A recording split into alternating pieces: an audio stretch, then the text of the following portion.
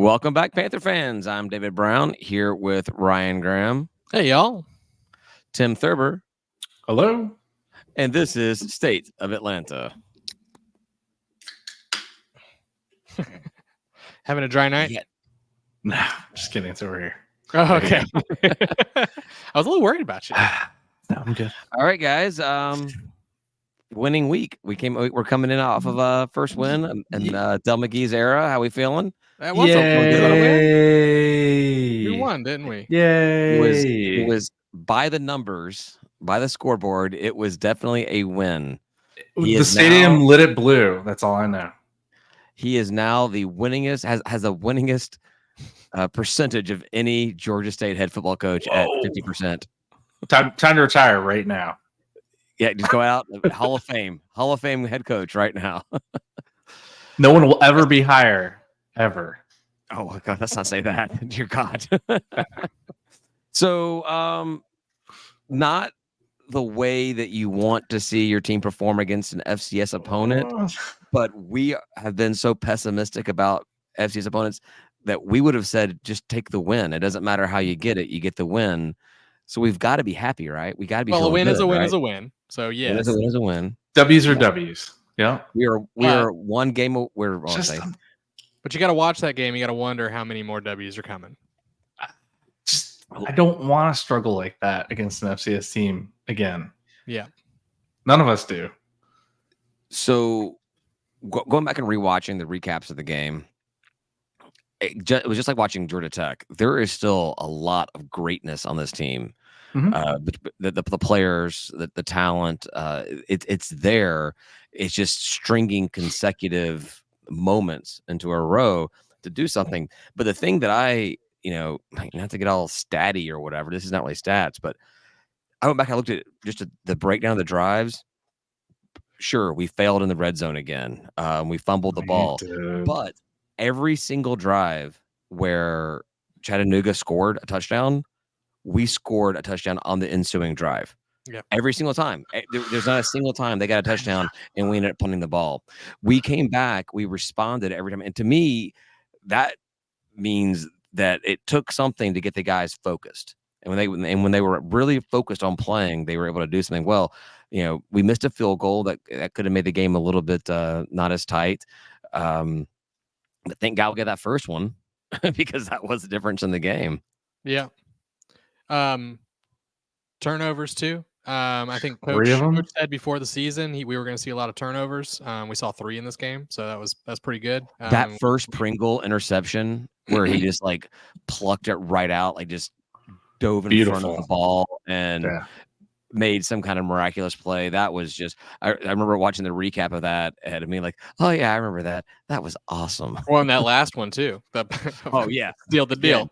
Because we were all sitting there like, we're about to lose this game. We were all having flashbacks of every game we're winning towards the end. Like we all were like, oh my God, this thing's going to happen. And it didn't. It happened the other way. Yeah. Not that there's a lot of people that are optimistic about Georgia State out there on the internets and message boards and the talking heads and whatever. But man, they are super negative about us after this game.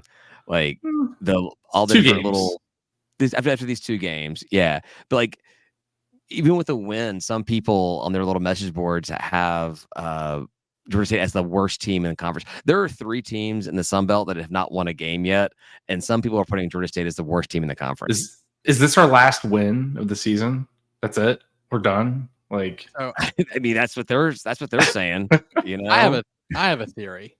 Okay. I actually listened to the press conference. I listened to VR and Coach talk, and the way Coach was talking, he started talking about how he was doing the dink and dunk and being a little bit more safe in the game, right? And that was like sort of like part of the game plan, and it sort of had me thinking, like I wondered if he was playing like treating it like a scrimmage. If I should say, like if like what he was doing was trying to get as many offensive plays as possible because they needed the reps, and was trying to get basically treat it like a practice, which kind of sucks to hear if like that it came down to the last play. if you're doing that. But then I went and I looked at the box score, and I looked at the receivers and the rushers, and there's a ton of them. There's a lot. All got spread around, and that sort of reinforced to me, like, maybe they were just testing like a ton of shit out, and like treating it like a scrimmage, and just getting as many like offensive reps as they could to as many players as they could to see what they had. That would back up my argument that, when they got down after a touchdown, they were just like, boom, whatever. It's like, okay, really, we'll score now. It's our turn. Yeah. And then they'll go back to, testing things out. And it's a dangerous game, but like, if it works, if it pays off down the line, that would be good. And it would mean that we are going to put up a decent fight against Vandy. I just, I'm a fan, so of course I'm trying to make an excuse. So like, and I'll piece together whatever I can to make that excuse. But there's a lot of evidence that points to like, hey, we kind of treated this maybe like a scrimmage. I would say, to me, the biggest thing standing out is Vayers. He's like a Connor Manning game manager. He's not making mistakes. He's not super flashy yet. Mm-hmm. He's getting down what he needs to get down. Obviously, a couple passes here and there that didn't go so well, but he's just playing like solid. He's a solid QB right now. He's not making major mistakes at all whatsoever. He knows what to do, when to do it, and maybe it's the whole communication thing with the quarterback, and it's better for him to hear them telling him, what to do and what they're seeing, and then it's, on him to check down if he needs to. But so far, I'm impressed with him, and I think maybe this is good practice for him to see different looks, get used to our offense, our schemes, and hopefully turn him a little bit loose in the next game. Well, his completion rate at Tech was like 55%, and his completion rate on Saturday was like 66%, which is, that's crazy. That's good, right? 55 is like, okay, all right, that's you can win doing that. It's not great, but it's fine. You want it to be like 60. Seemed a little bit, though, is good, Yeah, he seemed a little bit calmer in this game. Now, granted, it's an FCS team, but still, like he just seemed calmer, like a Connor Manning type, right? Like, look to him. I don't know. The only going back to the drives, the only thing that really stood out to me as being something that was super frustrating, other than being within the 30-yard line and turning the ball over, but was getting Chattanooga to fumble, and then we immediately go 4 plays for 9 yards and have to punt the ball. Everybody talks about how important points after turnovers are, but like, if at minimum get a few first downs, that was frustrating for sure. But it was also right before the end of the half. Like, we went after that. I don't think UTC did anything, and we went right into the half. So I don't know. The other thing that was funny to me, so as we're watching the end of the game where we go up 24-21, I actually went back, and when I rewatched the game, I went to ESPN's win probability, and it said we had an 82% chance of winning at that point. I'm like, they don't know what the hell they're talking about. It's just based on score, who has the ball, and how much. I don't. They should know it's us. This should be some kind of like handicap or something. Well, it was 82% chance of winning after the interception. Right, when they got the ball back, right? Oh, okay. After we scored to get 20, we still had an 82% chance of winning. I'm like, dude, they have the ball drive. I firmly believe they were going to march on the field and score. They had no. Well, I should say had no problem. They had been doing that all game long, and I was like, this is just the way it's going to be. And then you get that other interception, which was just a dart that was picked out of the air, which was awesome. Some highlight reels there. It was, yeah. So Tim, you asked the question, do you think what we've seen out of 2 games that this is the last win we get of the season? You think that no. With because if you look at ESPN, they only have us favored in 1 game, and it's by 50.7%, and that's I think that's the Arkansas State game.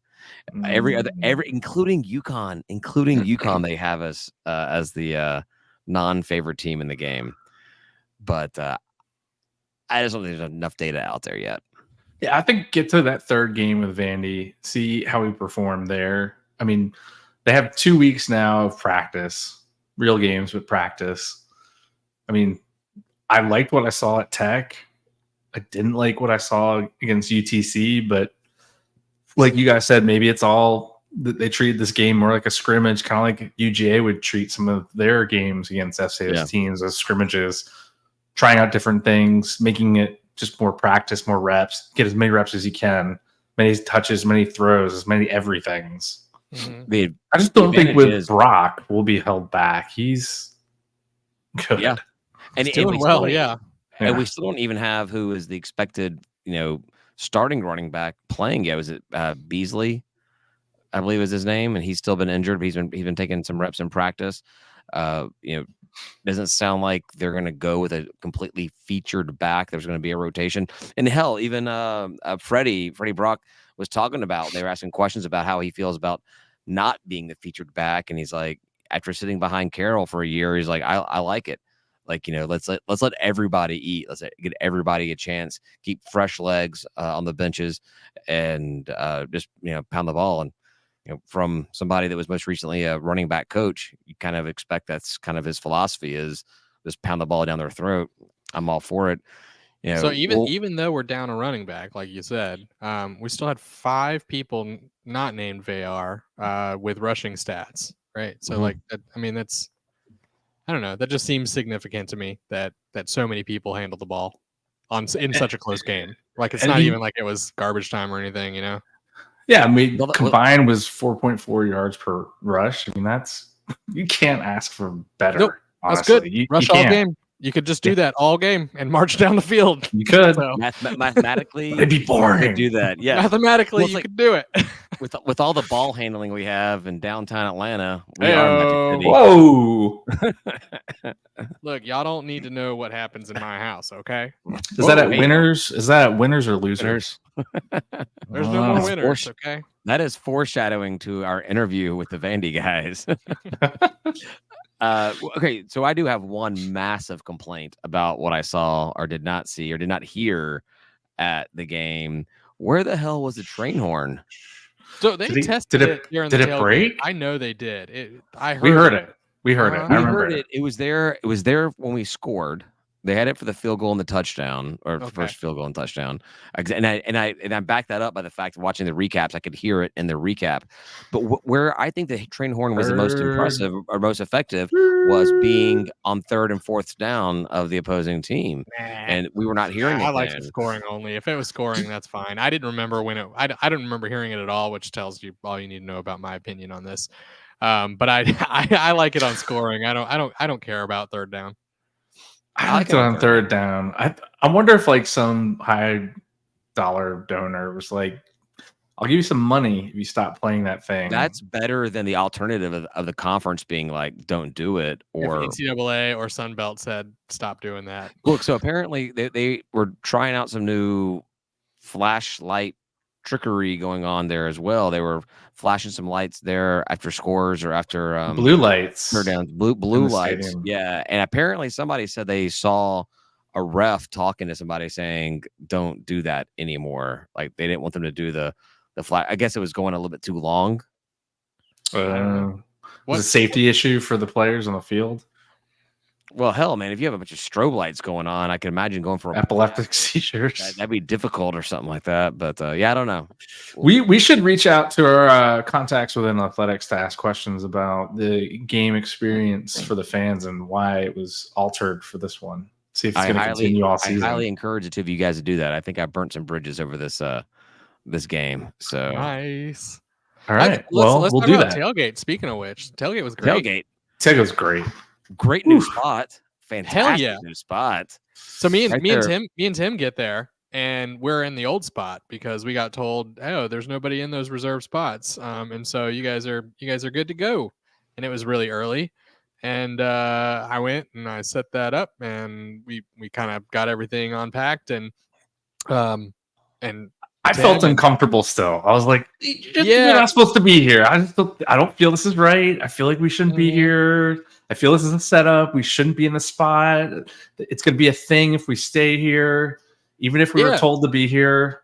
So we went and double checked with Boss Man and he was like, I would prefer if you guys weren't there. But you guys already got told you could be there.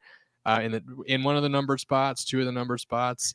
And I was like, I don't want to be where we're not going to be all year. I want to go where we're going to be all year. So tell me where to go. And basically it was any unnumbered spot, which included the wall that says, Georgia State, what is plays here. Yeah. What? Georgia State plays Georgia here. State plays here. Yeah. Right behind the Hank Aaron statue. And I was like, man, this is, you upgraded us. What do you mean we can't move to this spot right now? We're never moving. We're never moving. So it was great. It was awesome. Until they move us. 100% upgrade in tailgate.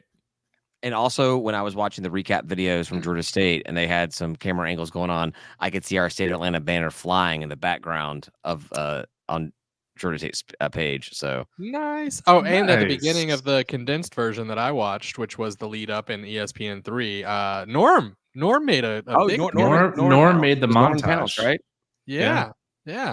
Norm and Pounce go way back. Right in front of the State of Atlanta sign, though, which was that was cool too. Cool to see. So Yep. In that ESPN3 coverage. Ryan brought some cocktails out, and Tim had the taco bar, only to be usurped by like authentic Mexican tacos. Birria tacos. Next door to us. Birria you can't tacos. beat that. No. You get good stuff, Tim, but man, come on, you can't. They were flying the Mexican flag too, like you knew it was legit. It's 2 different types of food. It is. But they're way better. I was actually worried they weren't going to come back after a season, so I'm amazed and very happy that they're there. They posted up right next to us and made a shit. Just like before. Yeah. They're like they like wedged themselves in. They're like, no, we're gonna be right here. This is where we were before. These are State of Atlanta grown fans because the first time they ever came to a Georgia State event was a basketball watch party that we put on at Bada Bing's, and they're like, wow, there actually are fans of Georgia State. I don't think I knew that. That's cool. And if that didn't run them away, we're good. Exactly. All right. So tailgate was fantastic. Game was a win. There's still some. Oh, let me see. Hold on. We had a comment from Todd who was I don't know. I want to. You just don't feel excited about it. Based on last week's interview, I honestly feel like a W of any sort is a good result. FCS opponent be damned. I agree. A win's a win. Coach got his first on his birthday too. I didn't even know it was his birthday until like the game was already over. But yeah. Winningest coach in Georgia State history on your birthday. The AJC posted Georgia State gives Del McGee a win on his birthday. I'm like, do we buy it? Georgia State did no such thing. He was paid to coach that game to a win. What are you talking about? He did it despite Georgia State. Exactly. It's like we wanted to lose against the Mocs. Coach McGee, Coach AD McGee is the gift giver on his birthday and gives Georgia State their birthday present. So, all right. Before we talk about Vandy, do you guys give a crap about what happened to any of the Sun Belt teams? Let's talk about them. What happened to the Sun Belt?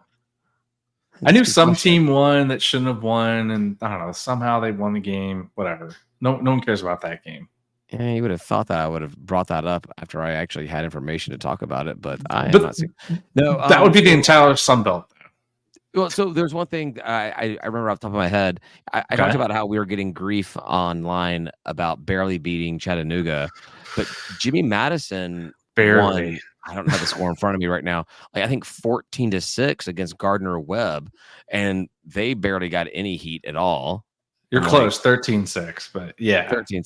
Yeah, it's off by a point. 13-6. I'm like, what the hell there? They just said they're a growing team and they're rebounding after losing their head coach and their best quarterback ever. That's us. I mean, he's not our best quarterback ever, but we did the same thing. I know. They're coming back to earth, though. I think they realize they're not going to be the hot shit they were.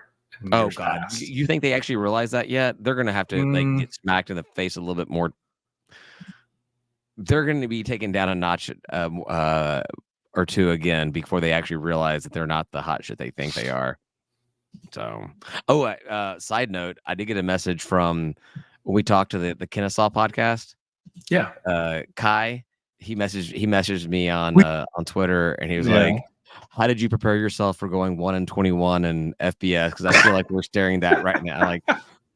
Like, you guys are going to be fine. We were a mismanaged crew, but I do like seeing you guys upset, so that makes me happy. Let's see. Marshall lost to Virginia Tech, who beat Vandy, who we're playing this week. James Madison squeaked out that win. Appy got beat. They got talking about a team that got slapped in the face with something that you don't want to get slapped in the face with. They were talking smack about going in and beating Clemson, like no one's business. I had no doubt in my mind that Clemson was beating them in that game, but not like that. But I not like that 66-20, which kudos. I didn't look at when Appy got those 20 points, but kudos to them for getting them. Third. But my God, that's nothing. That's I think it was 56-0 or something at some point before they scored. When Clemson finally started just sitting everybody. Garbage time scores, basically. It's garbage time, but in the second quarter. They had 56 points in the first half. Yeah, the second quarter they scored. It was 7-42 when they scored in the second quarter. So they were on track for 112 points in the game. Yeah, Clemson scored 35 points in the first quarter. Clemson really just like turned off the button. They're like, okay, turn off the engine. We don't need to do this anymore. So after the first quarter, they were on track for 140 points in the game. Jesus. Why didn't they do that? Just go. Just shove it down their throats. Did nobody score in the fourth quarter at all? No. Did they cancel the game in the third quarter? Mercy rule in the third or something? Yeah, so I've never seen a mercy rule in college football, but after the Cumberland Georgia Tech game, they're like, no, this is out of hand. We gotta shut it down. So, which screw Appy, but I do hope that they end up being decent this year, so they can still take it to Liberty. Well, they're going to beat us. So. I hope they beat Liberty. That's the one thing they have to do. That's Liberty's biggest game on their schedule is Appy State. So I might stop being a pseudo Appy fan if they lose to Liberty.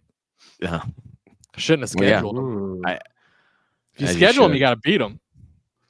That's why I'm like Georgia State. Don't schedule Liberty. That's why I'm like, don't schedule any FCS team. Period. You quit playing these FCS games. You know we might lose, right?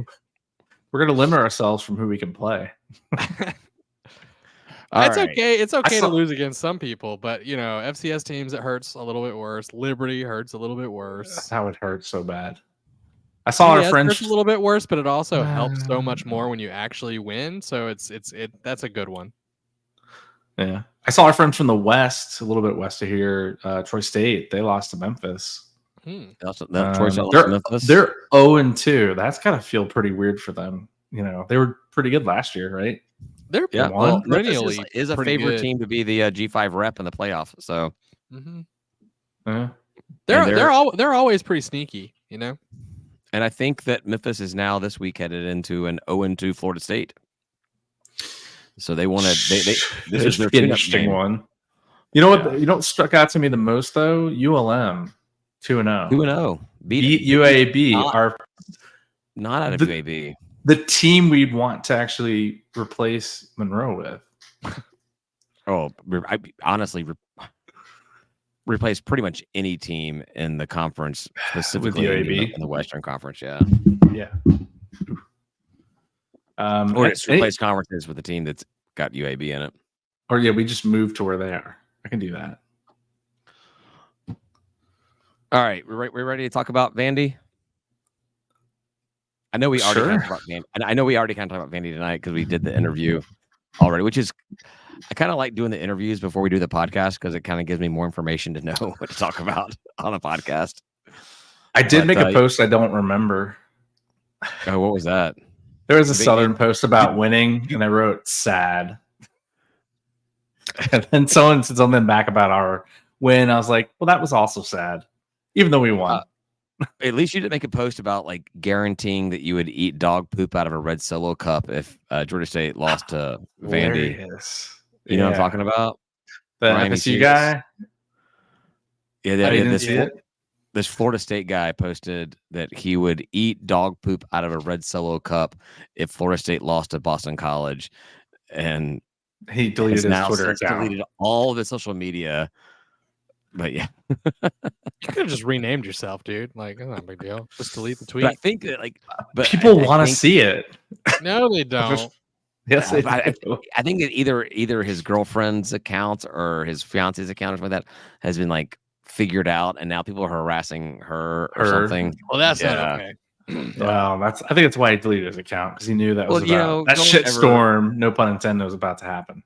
Yeah, don't ever promise to eat dog poop if you're not ready to eat dog Tim, poop. that was great. All right, Vandy. Pun definitely intended. Pun intended for sure. Hell yeah, dude. That was awesome. So Vandy, Vandy's 2-0. Win over Virginia Tech and beat the absolute snot out of Alcorn State this past week. why is it the P5 teams that we play are good the year that we play them? No, I mean, seriously though, where did Tech come from? Like, what happened? It's been like a decade of badness. Straight out of not more. Midtown. If not They're more, like- it's been bad for such a long time, and all of a It's- sudden they have it's, like they're having the best season they've ever had. They Same have thing the with best UNC outlook when we they've had scheduled in a that long game. time. The Yeah. UNC game was scheduled to be when they were crappy, and then Yeah. they got Mac Brown, and Yeah. now Vandy's 2-0. Tech was probably like, oh shit, we got to win. Now we have to actually get good enough to beat them.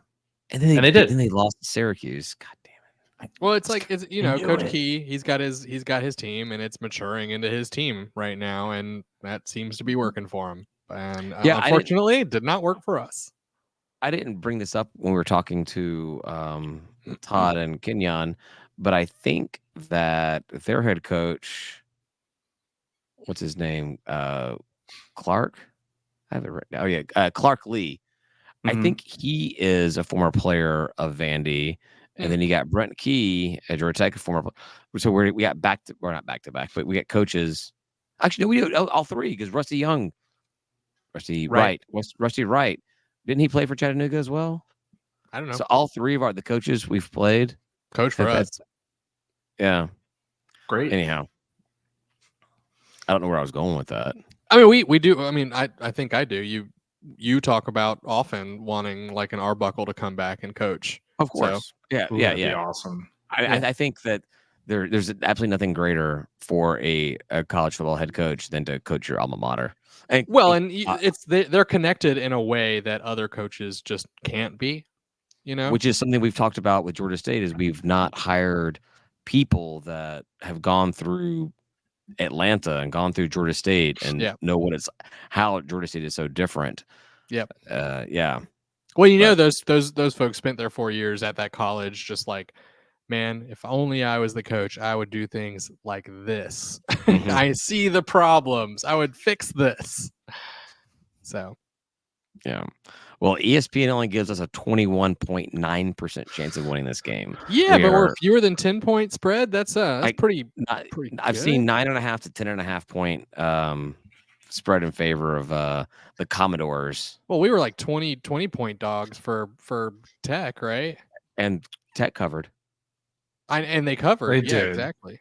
So yeah. I don't know.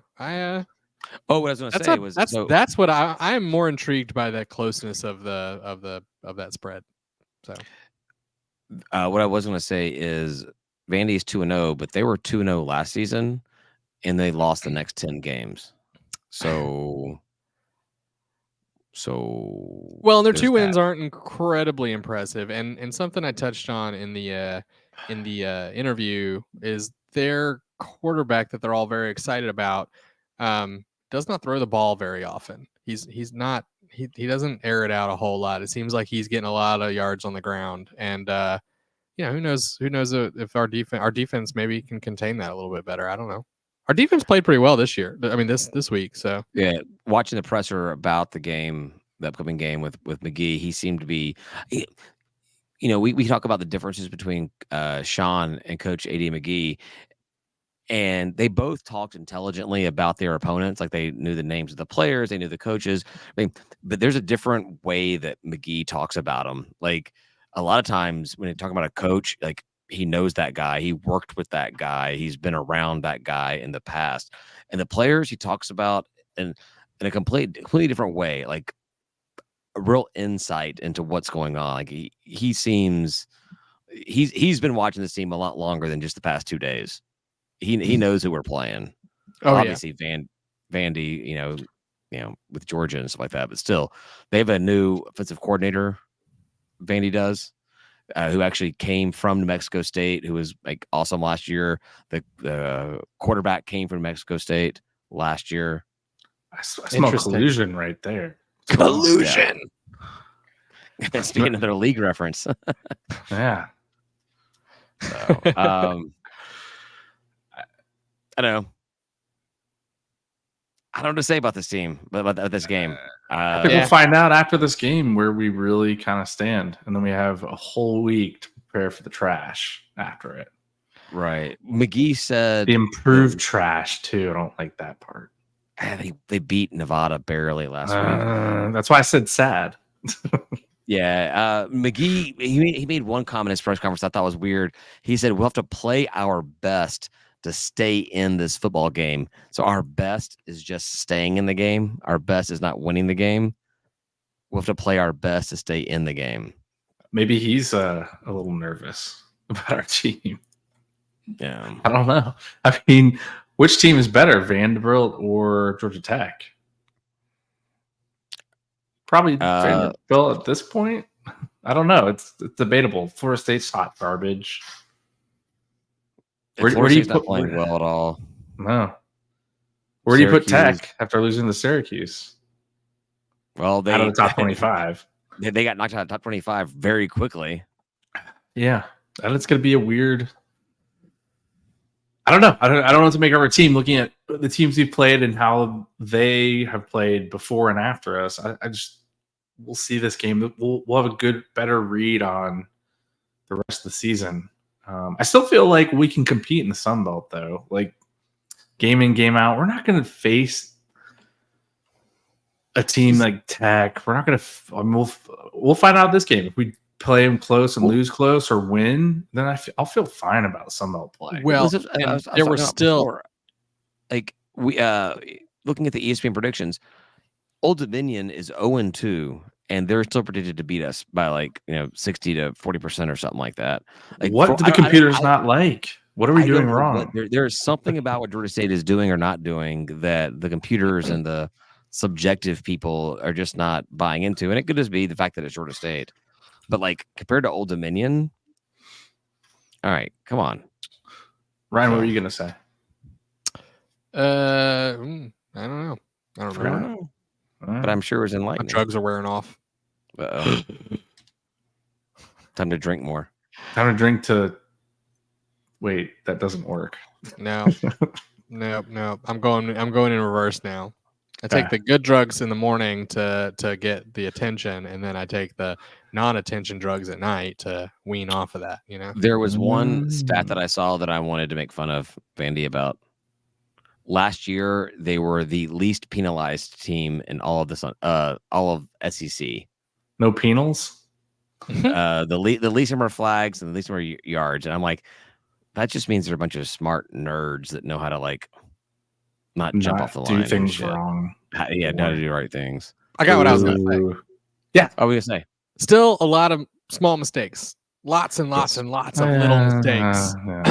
No, I think that's a good thing because I think lots and lots of little mistakes in one game can be fixed, and 2 games can be fixed, right? You can get better and better at that in a way that you can't always get better and better at QB completion percentage. And a lot of times your QB is he is who he is. But the little mistakes can definitely get cleaned up. So I feel good about that. And like David was saying earlier, rewatching and seeing big plays, there's still a lot of big plays happening. And so you clean up the mistakes, you keep the big plays, that's recipe for success. So you could say we should feel good about having little mistakes, because if we weren't making any mistakes and had the same results, well, that'd be terrible. There's nothing to fix. Yeah. Right. And you're like, shit, this is the best it's going to get. Yeah, this is who we are. And also, but even if you were making bigger mistakes, that might be who you are too. But little cleanup things, that's polish. That's just reps. Really, is just do more reps and you get there. So all gel, no lube. That's well, no rust. Stickier. No rust. We didn't even start with rust. We just gotta get that initial lubing up.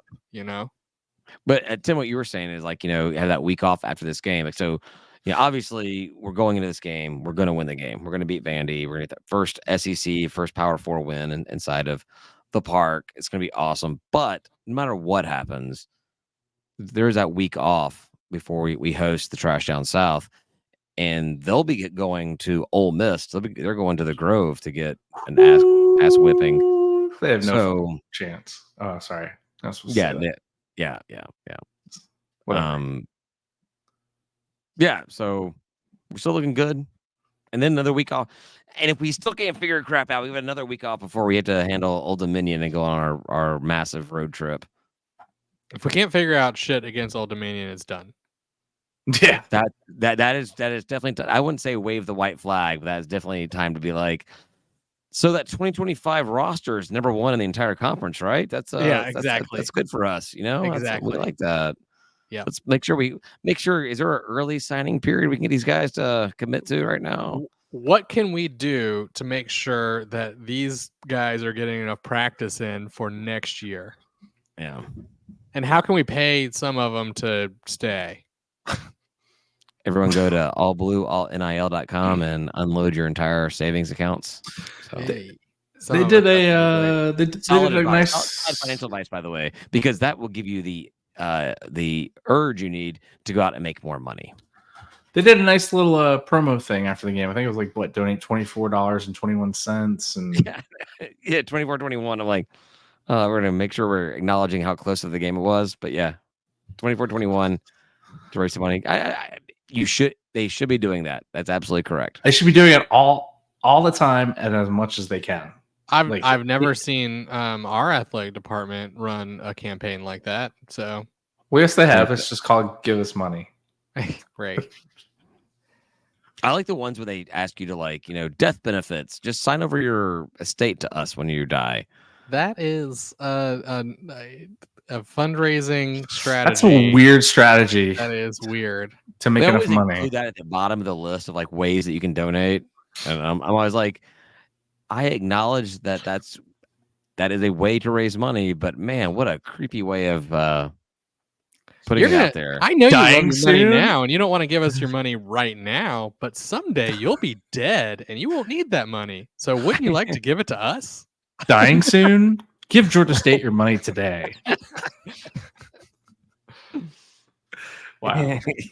Just sign over your estate. I'm going to donate the 24.21, I think, why not? These types of small dink and dunk little things they're doing, it's the right way to kind of build the NIL up. You're not going to always get these dead people.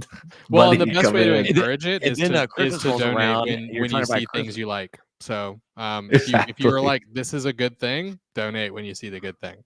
Christmas rolls around and you're kind of like, why don't I have money for the kids? Oh, I donated $700 to the NIL, All Blue All NIL this across the season. Yeah, exactly. Yeah. So they should make it bigger amounts when you barely win, and smaller amounts when you blow them out.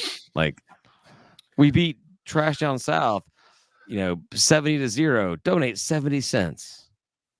We beat Old Dominion 34-31. Donate $300 to make sure this never happens again. I don't think that's I probably should not be in charge of NILs. That was kind of uncomfortable silence, David, because it didn't make any sense. It didn't make sense, but I do like when you actually click on the All Blue All In to donate, and I guess it's in a smaller Twitter window. It says Blue AL, Blue Alabama. Blue it doesn't AL. it doesn't fit in All Blue All Nil. All Blue All In. Oh yeah. Blue All. Blue y'all. Blue y'all. We are at $262,000 right now. What do we need for a championship? $350 apparently, and $1. 350,000 one. I better go donate my $20 and 24.21. 24.21. Yeah. Sorry, I forgot the score for a second there. I actually wrote 27.24 originally on my notes. So that's you should just said it. Just say it out loud. 27.24. Yeah. All right, guys. I think we're about to. We've Yeah, killed this one, right? I think we can probably head on to last call and kind of curse a little bit about our upcoming game with with those people down south. One thing we didn't talk about was our Saturday tailgate. True. Future tailgate. I don't know if we want to take that to last call. We'll take it last call. Yeah, I mean it's the fun Todd's asking for pick predictions. So I had us winning this game. Ryan had us winning this game. I don't remember where Tim was on this where was game. I think I had us winning, right? Did you have us winning? I'm not sure about that. Oh, Ryan's going to the. Ryan, you wrote it down, didn't you? Yeah, he's going to chat GSU. Chat GSU. I thought I did, but now I'm like looking at this and my. I had us losing the Tech, beating Chattanooga. I'm still going to take too. I'm still going to take State as the win on this one, and I will admit it's a homer pick. I will stick with my pick. I don't know what it is. That's the easiest one to do. But I'm thinking it's a win, so we'll go with the W this weekend against the Vandy. You're going W? W. Unless I said Ryan lost, then I'll stick with it. But why can't I find it? I'm gonna go with the win, but I will say that this is the. I think this is gonna be where I might start changing it depending on what I watch on Saturday, right? Oh, you're predicting to lose against Trash Down South then? Well, no, I just think with 3 games in, I can stop being such a homer. No, we're still gonna win against TDS no matter what. So maybe 4 games. I'm gonna. I do think it will be time to be like, okay, maybe this is sort of like the team and where we're at after 3 games. Like we've only seen 2 games. Exactly, 2 games. 3 games though. You got to stop making excuses and just sort of be like, man, maybe this is the team. They can 4 games. Even then, you're about 3 games against out-of-conference opponents, and you're talking about 2 P5 programs and an FCS program. So even 3 games in, I don't think we will necessarily have the truth of this team unless we win or when we win, and then we'll know the truth and that we're gonna run the belt. But well, it's. I mean, you watch what's on the field, and that is what it is. It doesn't matter really who it's against. The Trash Down South game is the chance when we're gonna finally find out where we stand. That's true. After 4 games, if we're still talking about rust, lube, and gel, we have problems. Well, we'll still be talking about that. Because there ain't no gel or lube. It's just rust. We need to get sponsored by a gel, lube, and rust company. Sponsored by WD-40. I prefer beverages like cocktails that are canned or beer. They can lube you up, That's right. That's just lube. That's just more lube. It's social lube. All right. I think that's perfect conversation for last call. Tim, take us out of here. Thanks, everyone, for listening. We're going to take a quick break here, restock the beverages, maybe take a piss. We'll see. Head over to last call. If you like what you heard or you didn't, join our Patreon at patreon.com/State of Atlanta. They get live stream access, discounts on merch, sweet merch, by the way. Group chat action, which there's a ton of people in it now. It is nonstop all the time. Breaking news, you'll hear it here first, and adult beverages at the tailgates, because I don't think we do kids beverages yet, and more. Become a fan show. I think it's $5 still, unless David upped it. We'd love to have you aboard. Say goodbye, guys. Ryan was muted when he said goodbye, guys. I'll say goodbye, guys. Peace.